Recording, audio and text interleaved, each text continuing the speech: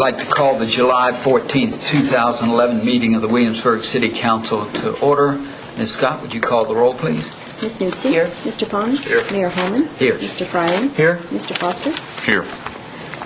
Our first order of business today is council minutes. We have minutes for the June 6th and June 9th, 2011 meetings, and the special meetings of June 2nd, June 6th, and June 8th, 2011. Any additions or corrections? Mr. Mayor, I move that council approve the minutes from the June 6th and June 9th, 2011 meetings and the special meetings of June 2nd, June 6th, and June 8th, 2011. Second. I have a motion and a second. Would you call the roll, please? Ms. Newtsy. Aye. Mr. Pons. Aye. Mayor Holman. Aye. Mr. Fryling. Aye. Mr. Foster. Our next order of business is one of those special times that is of a joy for the city. This is a matter of special privilege, and it's an Excellence in Service to Williamsburg Award. And we're going to present this to Communications Specialist Kate Hoving. Kate, would you come forward and join me at the microphone?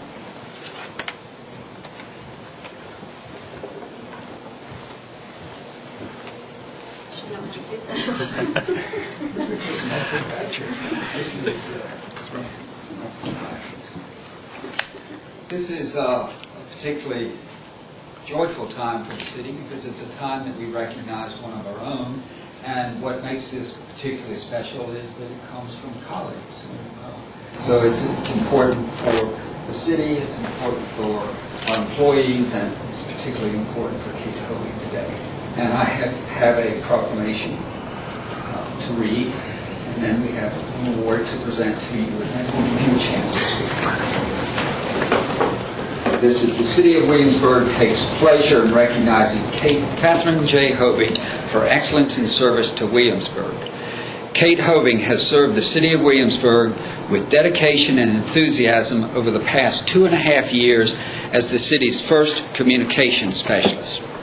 A consummate professional, Kate works to make the city more transparent and engage citizens in the work of local government. Her outreach efforts using the city's website and social media have made the city more accessible and relevant in today's technological world. Kate has improved content on Williamsburg's Channel 48 and tirelessly interacts with local, regional, and national media. Kate supports the work of other city departments and teams by developing and implementing innovative public information initiatives for special projects like the Northeast Triangle Focus Group, the Arts District Focus Group, the Blatant Elderly Housing Development Project, and the city's Green Team. Serving as the city's public information officer, Kate ensures that timely and accurate service information and emergency advisories are provided to the public. Kate is a highly engaged team player who helps others in the city receive recognition and shine. She has the true heart and work ethic of an outstanding public servant. Kate Hoving is hereby recognized for her commitment to excellence in keeping with the best traditions of public service in the City of Williamsburg, and this is signed by me as mayor and Jackson C. Tuttle as city manager. Kate.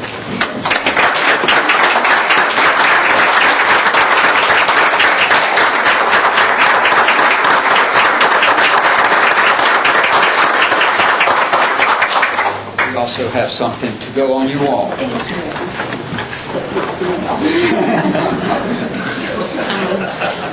I'll just take a second. Mark Barham told me I should be profound and not cry, and I'm probably going to do neither. So I just want to say thank you to my colleagues, to the council, to the residents. I remember when I took this job, Steve Vaughn called me and he said, "What are you expecting with the job?" And I reread it recently, and it said that I was looking forward to working with Jack Tuttle and Jody Miller, and I have learned so much from both of them, and I have enjoyed it. But what I sensed but didn't really expect how much I've enjoyed working with all the staff in every department, how much support I've had, and how talented and hardworking they are. It's really an honor to be working for them and for the residents who've been welcoming and taking me in. And it's been a difficult year for my family, and the city has just been wonderful. And they're wonderful to all of their own, which so I'm thanking you. I appreciate it, and it wasn't profound or teachable, but it's profound to me, and I'm grateful. Thank you.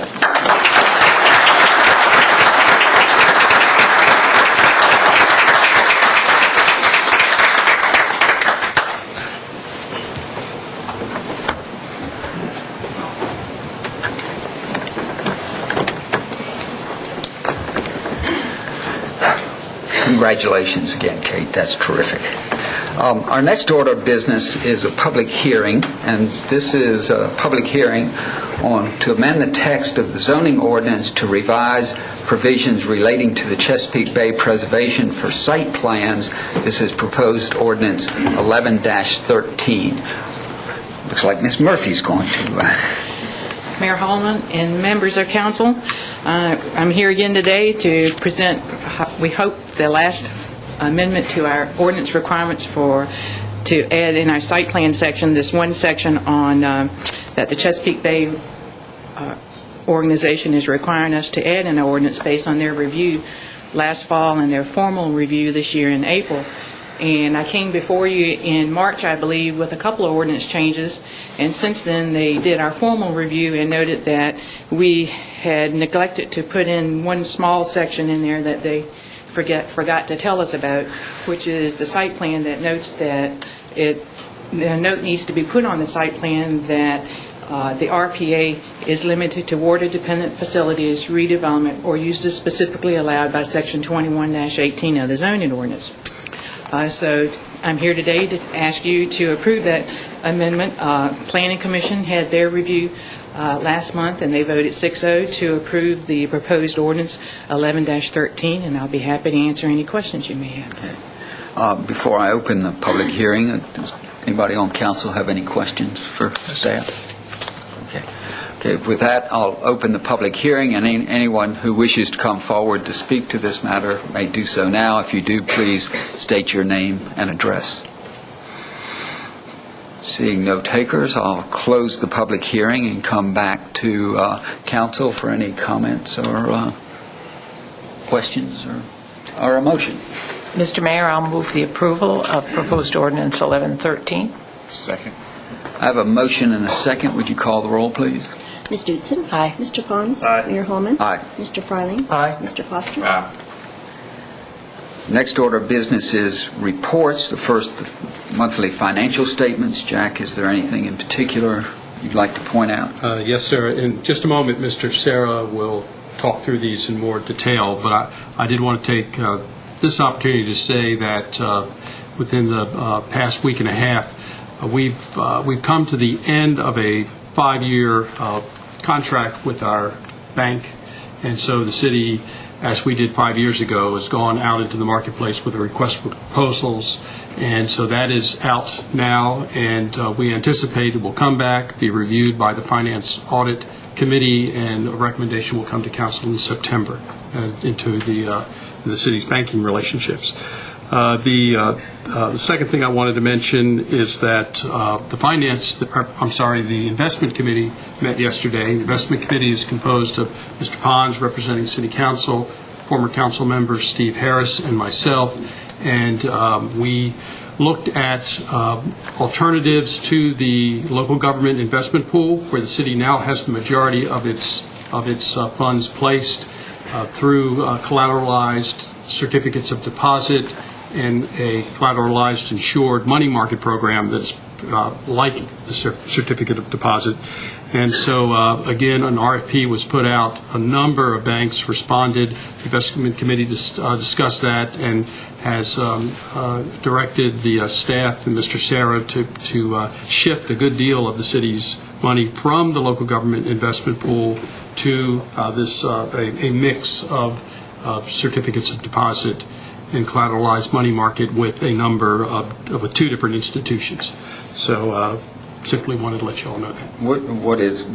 What's the differential in returns on the pool versus the new? Right now, the pool is paying about 0.1%, and the collateralized CD in the 18-month time frame is 1%.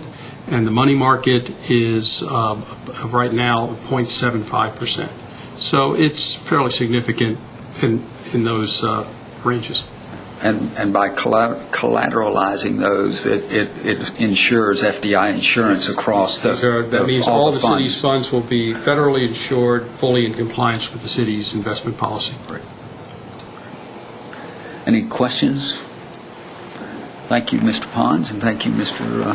Tuttle, and thank Mr. Harris for us, too, for looking after our money. Thanks. So that's all on the Okay, financial on the report. financial report. What about monthly operating reports? Yes, one thing I wanted to mention is that Tuesday of next week, we have the 2011 Surrey Nuclear Power Plant drill. This is a major drill. It involves jurisdictions, Williamsburg, James City County, York County, Newport News, any jurisdiction within 10 miles of the plant. And it will involve city employees from every department, about a 6-hour drill that day. FEMA people will be in here to observe and to grade, along with the representatives from Dominion Power, of course, who own the plant and are responsible for its safety. So that's coming up next week. Any questions or comments on the operating report? No, sir. Mr. Clayton, how's the reservoir doing? Yeah, right, yeah, that's way off. Okay, next is city manager reports, and we have two. The first is the license to the College of William and Mary for use of utility lines in city streets. Yes, the city attorney will give this report. Periodically, the College of William and Mary finds it necessary to run lines in city rights-of-way and under city streets. City Council has granted in the past specific licenses, and those are listed in the memorandum to Council. Several months ago, the college approached the city and requested permission to put a line on Mount Vernon Avenue between the School of Education and the parking area where the helipad used to be. At that time, we thought that it might be appropriate for City Council to consider a general license, so these individual lines don't have to be considered by Council. The college would still have to come to the city for a right-of-way permit, and so all of the plans would have to be approved by the Department of Public Works. The proposed license that Council has in front of it is for 5 years. It's self-renewing. It doesn't require a public hearing because it's not for a period of greater than 5 years. Mr. Clayton is here if you have any specific questions regarding the current project proposed. The license is only for streets that are adjacent to the college campus, so it would not be for all city streets, but only those where the college might need to run a line under the street because it's connecting one side of the street to the other with campus. And I'm happy to answer any questions that you may have. So this really creates a convenience for both the college and the city in regularizing the way this is done. Yes, it does. And what's the definition of adjacent street? Is Next that to or contiguous bounded by. Okay. Does anybody else have any questions? I just have one question. What is the potential downside of having a more broad or broadly based agreement or license arrangement? I mean, what is it we're trying to prevent, prohibit, protect anybody from? Well, the license is something that the city has done for the last several years as opposed to an easement, which grants an actual fee in the property. Having a license gives the city a little more control over how things are done and when they're done in the planning stage of the process. There really isn't... This provides the city with the ability to regulate where the lines go and how they go in, so there's not really a downside. It just means that City Council doesn't have to approve each individual project if it's something simple like an electrical line or, in this case, a telecommunications line that would go in. So the question with the whole licensing arrangement is not whether or not the line should be put in to begin with. It's more about how it's executed so it creates the least amount of disruption for the community? That's correct. Okay, that's very helpful. Thank you. Yes. When we talk about offering or issuing licenses for other entities to put their utilities underground, sometimes there's associated fees that they pay to the city, or in the case of James City County just recently, we were the beneficiaries of upgraded cable lines or Cox communication lines. Anything of that nature in this licensing agreement? Other than what they're required to provide under the right-of-way process, no. Okay. Thank you. Any other questions? Do I have? A motion? Mr. Mayor, I move that City Council approve and authorize the city manager to execute the agreement dated July 14, 2011, between the City of Williamsburg and the College of William and Mary, granting a 5-year general license to locate utility lines and facilities in city streets and rights-of-ways, subject to the conditions contained in such agreement. Second. I have a motion and a second. Would you call the roll, please? Ms. Newton. Aye. Mr. Pons. Aye. Mayor Holman. Aye. Mr. Fryling. Aye. Mr. Foster. Aye. Our next report is the year-end financial report. Right. Mr. Sarah will give this report. Good afternoon, Mayor Holman and members of council. It's that time of year. We'll go ahead and recap fiscal year 2011. We'll talk about where we were on a cash basis with revenues and expenditures, give you some projections on what both of those things that need to be accrued over the next over July and August, and give you an estimate on the general fund reserves, and then go through the graph that you've seen a few years now showing the trends in expenditures and revenues. As far as operating revenues, and these are on a cash basis, all of these are included in your monthly financial report. The categories are a bit different, but the totals are exactly the same. $613,000 over budget for revenues for the year on a cash basis. Part of that was related to property taxes, other local taxes. That certainly was the room and meal coming in better than what was budgeted for fiscal year 11. Use of money in property came in largely due to the parking garage, about $50,000 higher in parking revenues over there. But overall, it was very successful on the revenue side. There will be some considerations for the accruals. We know that sales tax for education will need to be accrued for 2 months, also utility taxes for 2 months, and then other for a minimum of about $310,000. That's a conservative number. I'm sure it'll be a little more. Looking at the expenditures, again on a cash basis, overall the expenditures were under budget, $2.3 million, and these are the major categories according to what's in the budget, the way they're budgeted. General government administration is under budget largely because all of the contingency funds were not spent for the year, so that's the majority of that. Judicial is under because there's still some bills to be coming in for the courthouse. Public safety, $804,000 under budget. There's a lot of accruals that need to be made for payroll and associated benefits for that, but there were some savings also from delaying filling positions for police and fire, mostly police. And generally, there were a few positions around the city where filling positions were delayed, which is reflected in certain categories up here also. Health and welfare, public assistance fund did not need all of the money that was allocated as a transfer between the general fund and that fund for the year. Community development, the $378,000, that's the majority of that is the WADMAC money. It's the pass-through, and it all didn't come in, so it all didn't go out. But just to recap, expenditures were $2.3 million under budget. Looking at it another way, the three major ways we also showed in the budget document. Salaries and benefits overall were under $704,000. The operating, which was more than twice that figure, was under budget, $1.5 million. And then capital, some savings there was achieved by pretty much deferring some of the equipment purchases in the departmental budgets.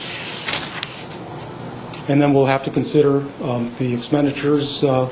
We have to accrue 9 days of the payroll from the July 1 payroll that went out last week, about $325,000, including associated Social Security taxes, and then somewhere around $900,000, I'm estimating, for additional accruals across all the departments in the general fund, for a total of about $1,225,000 that will have to be added to the expenditure side.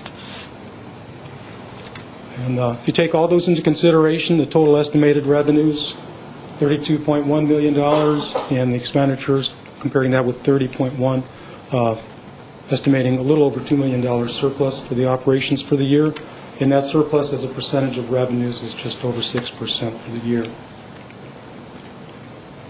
The sales tax fund, which is the capital projects fund, as you know, this does not account for the in and out monies on the bond refinancing last year. I didn't want to confuse any situation, so I pulled it out, but the total revenues are very close to $4.9 million. Projects that we have paid for already, 6.1. We'll probably accrue about $1.5 million, and the majority of that's the renovation on the municipal building. Total expenditures of $7.6 million. The difference there is $2.7 million. That is a use of reserves, so the operating surplus will help to resolve the situation where we've spent more on the capital side, and that happens every year. Okay. And then looking at the reserves, beginning fund balance, June 30th, 2010 audited figure was $25.9 million, broken down in these former classifications, and I'll talk about that in a minute. But if we add in the revenues for the year, take out the expenditures, the estimate for the end of FY11 will be about $25.27 million. So it's about a $700,000 reduction from last year. Okay, and then estimated fund balance, and these are, if you'll remember last month, you all approved the new fund balance policy. These are the new GASB 54 classifications. We'll have some minor prepaids here that will be called non-spendable, a couple of assigned categories for health care, and the $4 million or so that will carry over for capital projects from the prior year. The residual goes into an unassigned category of $21 million. So that's how the fund balance would pan out that way. Okay. And looking at that unassigned, that would be about 65% of the operating revenues for the year, well above the 35% reserve level of the fund balance policy that the city has. Okay. And then this is the graph that you've seen for a few years now, and I think Jack wanted to talk a little bit on this. Yeah, just, of course, this graph is wonderful for kind of looking at all of this from 20,000 or 30,000 feet, and what it shows is that with the performance, the estimated performance in fiscal 2011 of about $2 million to the good, it puts us back in the range that we were last year and the range we were from FY08 on back. Of course, the 1 year where when the recession hit us, there was a very, very small surplus that year of a couple $100,000. So this graph kind of puts it in historic context, and then you see the budget for next year with revenues being estimated approximately where they are. They actually came in this year, and spending at that same level. So I want to say that I'm very happy both on the revenue side. We did do better in some of our local taxes than what's anticipated. That made up for some losses in some other areas, so we came out a little ahead on revenue. But the main thing is that, again, the departments have been disciplined, cautious, as they always are, but it showed up again this year by underspending their budgets whenever they can.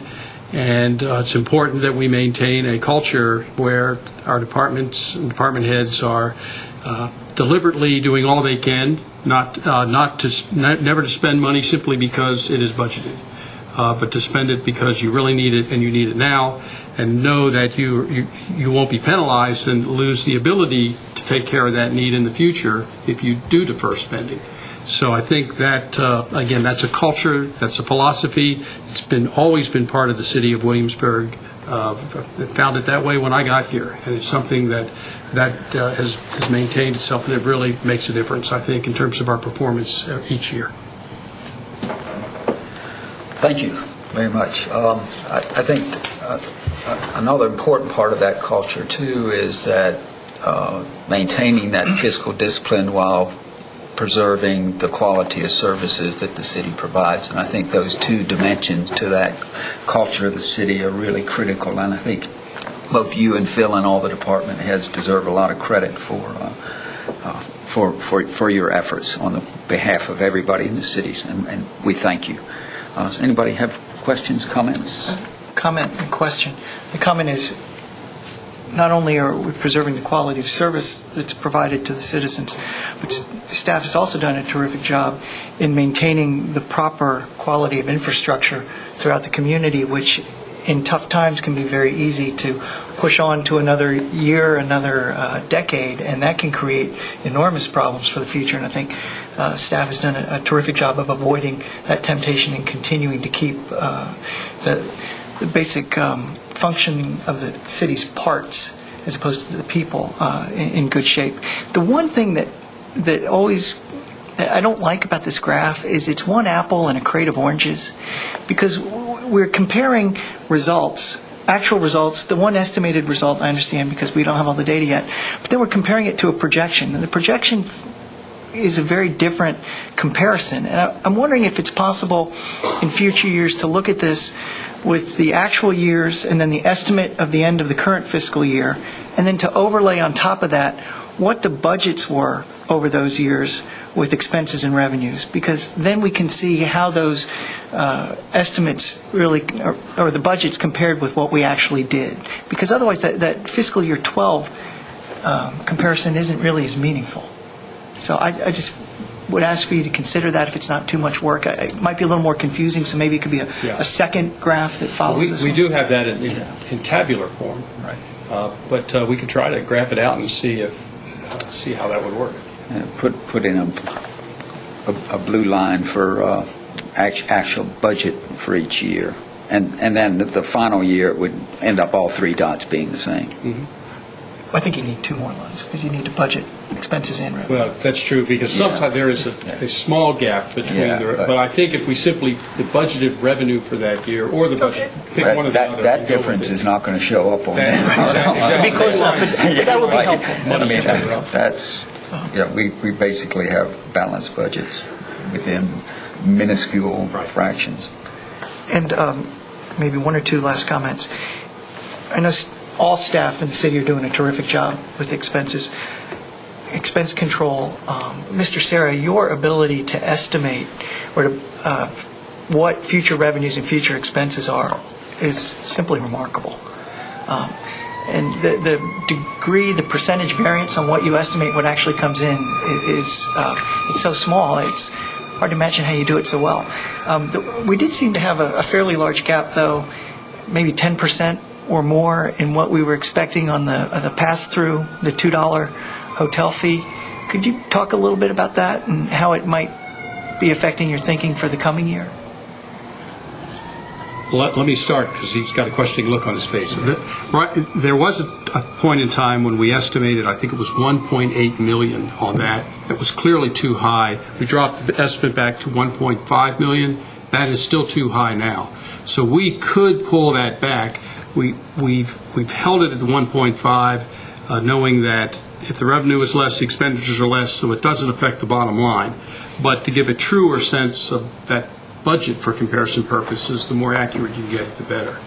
I guess the question then is, was that just a function of how we've been doing the budget and keeping those numbers fairly level, or is it more a reflection of the economy, the hotel economy didn't perform as well as we expected it would? Yeah, but I think that number would have been very, very close to the 1.5 back in 2008, and we've simply left it there. And so it probably would make sense in the future budgets to pull it back down 1.2, 1.3, something in that range. If I may follow up. I mean, it seems to me that you are estimating the room tax and you're estimating the $2 tax. And what, this is not a question for an answer, but what's the nature of the relationship between the estimates of those two? Because clearly we've underestimated room tax, we overestimated $2 tax. So thinking about that, and Phil's been very open to some students at college helping him with some estimating techniques and this might be an area where that could be useful too. So and we've looked at that a little bit in the past, and it certainly is a function of the cost of the rooms, the room night sales, dollars per room and all that. So we have thought about that. Yeah. I think the simple answer is we're paying as close attention as we can to the full room tax. The $2 pass-through, because it's a pass-through, has not affected the city's bottom line at all, so the budget number isn't very important there. But for sake of just making things as close as you can, we ought to trim it up. I agree with that. And I might add, the room and meal numbers shown here, those are 12 months. Again, they're the wrong 12 months because we'll be adding July's and deducting out last July's. And if we're doing better, which the trend is we are, those numbers could go up a little bit. Great. Scott, do you? Take this entire presentation and cast it, knowing these things, interacting in the community, consistently here, day-to-day services have remained the same. And, so in the back of my mind, I know we're doing more with less, and I still consistently hear praise. So I'm overall very impressed. Thank you. Thanks. On this chart, when we were sitting here, I wasn't here last year, but when we sat here last year and looked at this presentation, what we now list as an estimate for 2011, those dots were pretty close. And I think each year as you go back, those dots were always a little closer. And I wonder if that doesn't allow for an opportunity as we go into the next budget cycle that maybe when we set the budget, we hone it in a little bit more to get those numbers a little closer. Because, again, as I sit here today and think forward to next July, I'm sure what we budgeted for 2012 will come in similar to the rest of the previous years. But to this chart, Phil or Jack, do you do any estimation 5 years out to kind of project what revenues may be and what expenses may be? Because clearly expenses are going to continue to rise, and so do you project an increase in revenue, and then how do you justify the increase, or how do you make that prediction and increase in revenue? I will say that we do the projections on the capital fund, as you well know, at the budget retreats. We also do it on the utility fund for the water rate analysis. The general fund is very difficult because it changes so much. There's a lot of things, some very large items that you just can't predict, like health care. Every 2 years you have a VRS change. Mm-hmm. So we can do it. I just don't know how accurate. I don't know how worthwhile it would be to go out more than 2 years. I think that if we were to attempt it, we would simply take a factor, whether it was a 2% growth factor or 1%, and show that out, because we don't have any better information to really project what we think our revenues are going to be, other than to tie it to what we think might happen in the general economy. And so the approach we've taken is to say we will take actions and adopt policies to ensure that expenditures do not exceed revenues. Now, so we take that as an assumption that we will operate in the black or better. And then the question is, what is our projected capital spending, and then what does that do to the bottom line? Sure. So that's the 5-year projection we do now. And if we were to take the 2% growth factor, we'd be probably growing expenditures at the same level, so you would end up at the same place. Sure. And I guess from my perspective, when I look at my own business, it's always good to look forward and kind of have that 5-year projection, because it also sets a goal. And I understand that we're not talking about traditional commerce when we look at municipal revenue, but there is a direct correlation to our revenue from a municipal perspective to how well the economy is doing in the city. And since we do make such a significant investment in tourism promotion particularly, there's a correlation. And so how well those monies are being spent and being productive in terms of expenditures would affect the revenue. And so I think it might be a helpful tool for at least council to have. So,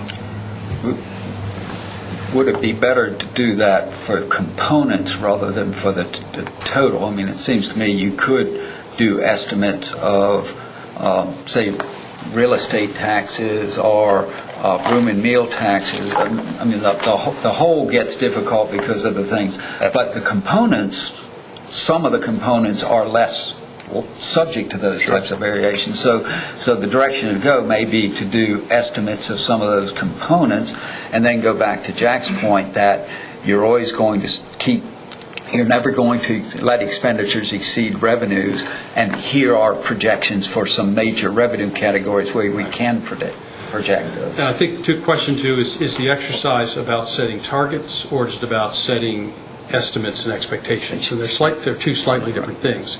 And I hear what Mr. Pond's saying, is perhaps that you could set some revenue targets that could be a useful exercise all by itself, even if you didn't tie that back then to an overall budget target. Thank you. Yeah, thanks. Judy? I just, back to the little gap between those two lines, I'm very happy with that little gap between the two lines. It's very nice to have a surplus. When I had my own little business, I used to have some board members who used to ask me if it was legal to have a surplus when you were running things, and I kept saying, it's good to have a surplus. You need to have a surplus. So I agree with Mr. Foster. It's to keep the city services going and to keep that kind of expenditure rate is really remarkable. So thank you. Yes, our saving rate is 6.3%. The rest of the country needs to match us. Thank you. Thank you, Jay. City attorney reports? I have nothing further. Nothing? Okay. Any unfinished business? I don't think so. I think new business, I believe we have one appointment to board and commission. We do. Mr. Thank you, Mayor, sir.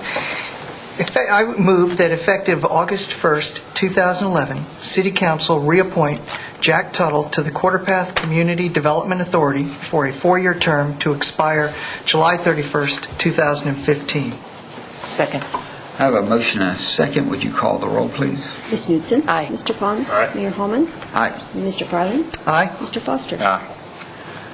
This brings us to our final agenda item for the day, which is open forum. This is a time where anyone who wishes to address council on any matter may do so.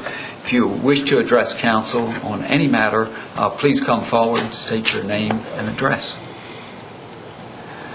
Seeing no takers, I think that brings us to the end of our regular business, but I believe we have something for closed session.